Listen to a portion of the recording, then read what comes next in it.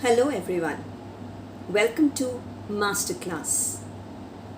This is an attempt for us to teach and learn together, where I share my ideas with you and I get to hear your ideas about story writing, about storytelling. Story writing seems to be one of the easiest things to do, right? We all have ideas in our mind. We all have snippets of stories nesting somewhere in our hearts, in our minds, in our brains, in our lives.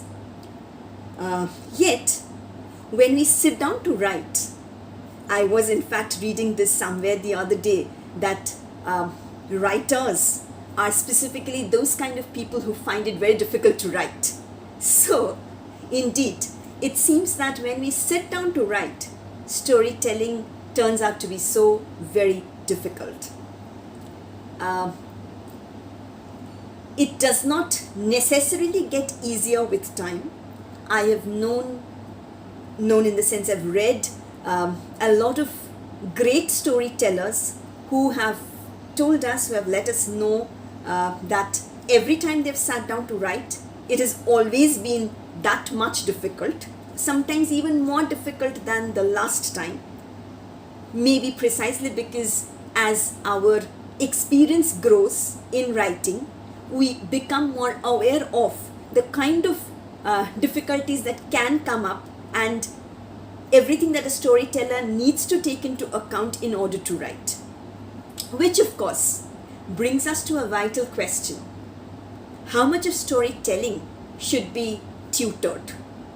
There is this very basic question as to whether you leave a writer spontaneous or you have these masterclasses which supposedly tell us, tutor us, give us a kind of a tutelage into going on to write.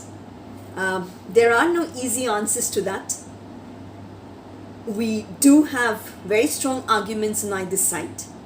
And I, as somebody who has been writing a lot over the last 1.5 years, a little more than that, I come to this masterclass merely with the intention of sharing my experiences with you. By no means am I a master of storytelling, and I also do not think that all of the mastery, if anyone at all is to master it, can necessarily be taught over a class, over a series of classes. So I don't exactly intend to, in that sense, teach. This is not so much an exercise in pedagogy, so to say, but it's more of of an interaction. As I said, we share ideas and we try and see whether, instead of a master claiming to teach storytelling, whether we all end up in a better position, a little surer of ourselves as having at least partially mastered the art of storytelling. So, I believe that, very obviously speaking, the key ingredient to storytelling is imagination, right? Imagination is so much about our ability to mold words. Undoubtedly, the whole art of a story rests on words, because everything that we build up in the story, right? I've known many authors to take delight in drafting dialogues, right? There are many authors who love writing dialogues. There are many authors who love writing descriptions, both of nature as well as descriptions of human beings, physical descriptions. Okay.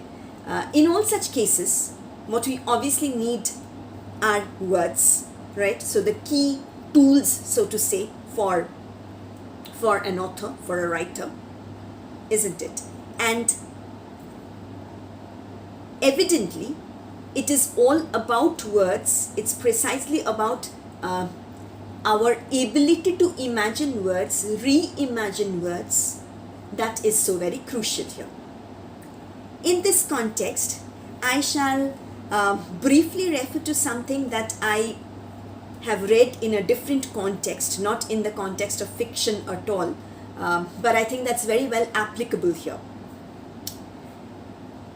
When an author uses words, then by and large, almost the bulk of it is in fact the words that we have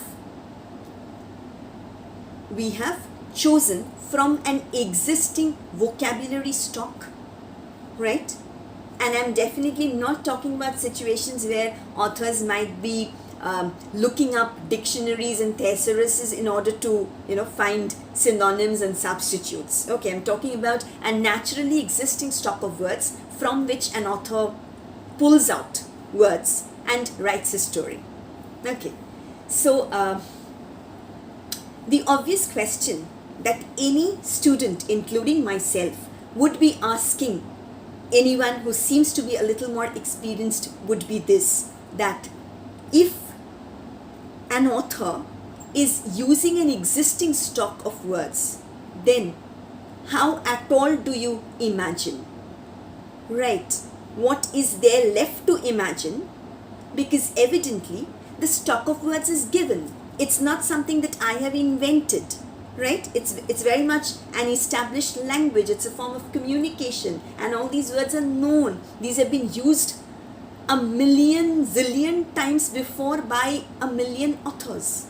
So what is it about my imagination which can put these words in a new way? Friends, such insights, such reflections are precisely what we intend to look into in our masterclasses, right? What do we do with words? How do we manage to make the most of them? Sometimes words are slippery, sometimes words are naughty, sometimes they don't exactly mean what we want them to mean, right? And then of course you have the whole added dimension of combining words, obviously with a plot. So there is a plot structure, right? There is a need to put the words into the plot, or somebody could tell me it's the other way around. It could also be that you have an array of words and you put a plot into that. That could also be an interesting way to proceed, right? There would of course be something that is technically called character development, right? These are all parts of the art and craft of writing. Okay, and as I always believe that writing is definitely considered to be an art, but perhaps this is an art like some other forms of art as well, to which there is a science, right? And it is important for us to be able to strike that right balance between the art of it and the science of it, so that what we produce becomes the best, right? It's neither a science-less art nor a science that has been converted into a completely lifeless, dried up, emaciated scientific framework of words minus the art to it. Such things and many others are what we shall consider in our masterclasses. Thank you so much for listening to this introduction.